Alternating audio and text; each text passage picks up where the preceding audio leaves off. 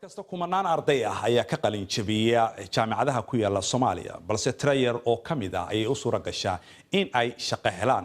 marka aan rabno inaan xaalka iyo waaqaca dhalinyarada Soomaaliyeed aan ku soo koobno hal oraah waxa hubaal ah in oraahdaasi ay noqonayso shaqo la'aan kii dhameeyay jaamacadda iyo kii aan dhameynba kii ka yimid dalka dibadiisa iyo kii aan dalka dhinac u dhaafinba kii dhakhtarka ahaa iyo kii injineerka ahaaba waxa kaliya ee kulmiya ayaa ah inay ka siman yihiin shaqo la'aan baxsan oo ka dhigtay kuwo badan oo inaga mid ah kuwo ku fakara oo hayaamida dalaal ka baxsan dalkeenna laakiin xilli ay dhalinyaradeenu weli ku fakarayso qudka raadinta shaqooyinkii taqliidiga ahaa ee ahayd in marka aad jaamacad soo dhamaysid aad shaqo u doonatid xafiis waxaa jira dhalinyaro kaloo badan oo ku kala nool daafaha adduunka kuwaasoo hanti ka abuuray iyagoon xitaa jaamacad dhamaysan internetka muuqaalkeena maanta daawadayaal waxaan ku wada gorfeynaynaa 3 shaqo oo aynu internetka lacag uga abuuri karno inagu guryaheena joogna magacaygu waa Cabdiraxmaan Cumar halkanina oo waa Bari Media ku soo dhawaada daawadayaal muuqaalkeena maanta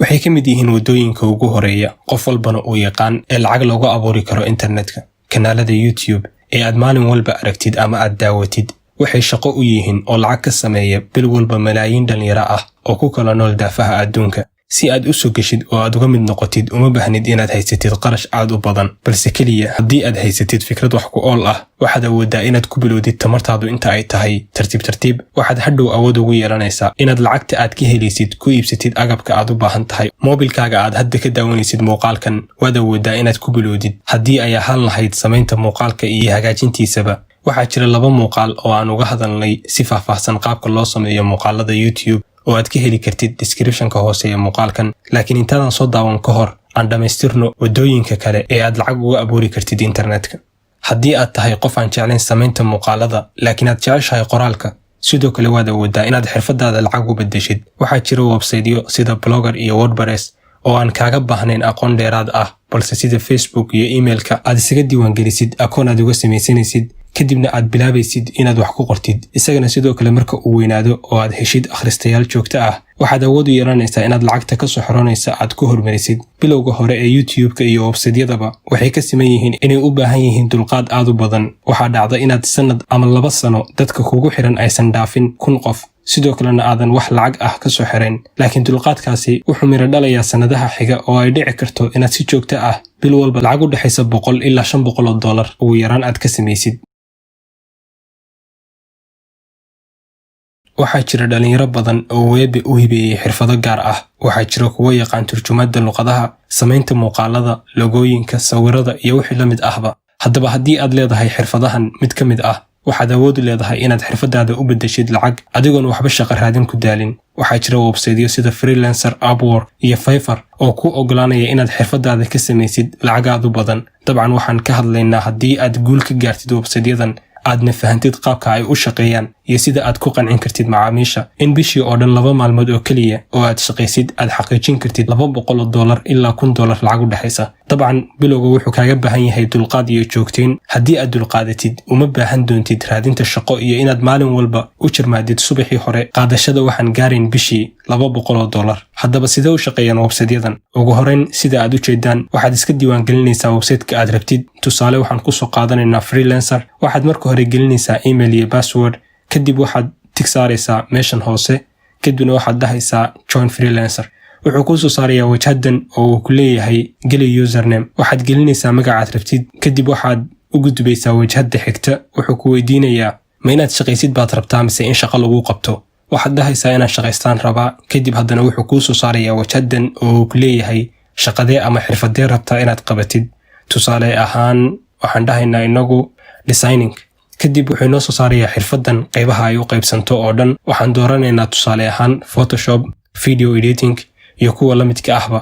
kadib marka aan dooranno waxaan dhahaynaa continue kadib haddana wuxuu ina weydiinayaa su'aashan ah ku xir akoonkaaga xisaab bangiyeed hadda waxba ku xirmeyno haddaan rabno laakiin haddii aad haysatid Visa card ama Mastercard waxa ku fiican inaad gelisid akoonkaaga dabcan waxaan filayaa hadda Soomaaliya bangiyo badan oo bixiya adeegyadan Visa card iyo Mastercard baa jira inagu hadda waxaan dhahaynaa skip ama dhaaf wuxuu inoo soo saarayaa hadda wajhadii hore ee website-kan. waxaan halkan sidaad u jeedaan ka arki karnaa kumanaan shaqo oo badankood hadda la soo geliyey. lacagaha lagu rabana ay yihiin lacago kala duwan, kuwo $30 ah iyo kuwo gaaraya $250. waxaad ku dhufanaysaa shaqadaad rabtid, kadibna waad dalbanaysaa. hadhow haddii uu ku doorto qofka macmiilka ahna waxa kuu soo dhacaya message ku ogeysiinaya. waxaa jira dad si qoto dheer u sharxa website-yadan haddii ay ahaan lahayd luqadaha English iyo Carabi. anigu hadda si guud ayaan u sharxay. haddii aad rabtid inaad horumar ka gaartid website-yadan, isku day inaad daawatid muuqaallo badan oo ka hadlaya website-yadan iyo sida guul looga gaari karo. haddii aad taqaanid Photoshop laakiin aadan khibrad fiican u lahayn samaynta sawiro qurxoon, waxaad adeegsan kartaa website-yo ay ka mid yihiin website la dhaho Freepik oo aad ka heli kartid boqolaal design oo aad la soo degi kartid si bilaash ah, kadibna aad ku samayn kartid wax ka beddel yar. waxaana jira boqolaal website oo la mid ah. muhiimaddu ma ahan inaad tahay qof xariif ah oo xirfadda aad qabanaysid aad u yaqaana, balse maanta wax walba xitaa haddii aadan aqoon waxaad u bedeli kartaa fursad daawade adigoo helaya boqolaal website oo ku caawinaya waxna aad ka baran kartid haddii aad waqti yar gelisid.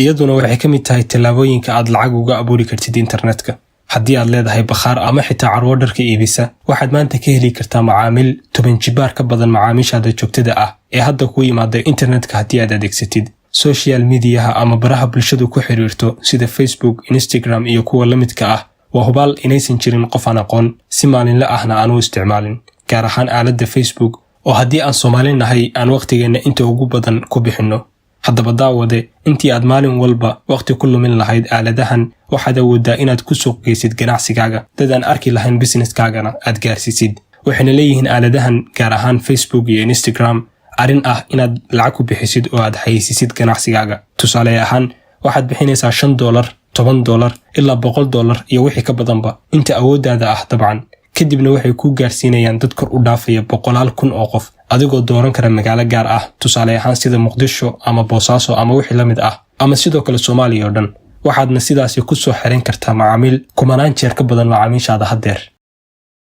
ugu dambayn daawadayaal, waxaa hubaal ah in internetku uu noqday maanta aalad u furtay dadka albaabo ay adkeyd horay in loo galo. waxaad awood u leedahay inaad shaqo abuuratid, kumanaan dhalinyaro ahna aad shaqo abuur u samaysid adigoo gurigaaga jooga. waxa kaliya ee kuu helinayana uu yahay kombiyuutarkaaga ama moobilkaaga. sida aynu dhammaantiin wada ogsoonnahay, maalmahan waxaynu ku xayirannahay guryaheenna, mana jiro qof og xilli uu adduunku ku soo noqon doono sidiisii hore. waxaa jira boqolaal ama kumanaan dhalinyaro ah oo waayay shaqooyinkoodii. kuwo badan oo aan weli waayinna waxaa dhici karta in duruufahan uu adduunku wajahayo ay ka dhigaan kuwo shaqooyinkooda waaya. haddaba aan u beddelanno musiibadan fursad, aynuna abuuranno shaqooyinkeenna inoo gaarka ah. shaqo aad adigu maamulo isku tahay, xafiiskaaguna uu yahay gurigaaga, xilligii aad doontid iyo maalintaad rabtidna aad shaqaysan kartid. ma jirto shaqo la'aan, balse innagaa soo koobnay fursadaheenna, araggeenana ka xirnay boqolaal fursadood oo ka quman shaqooyinka caadiga ah ee aynu maanta aragno.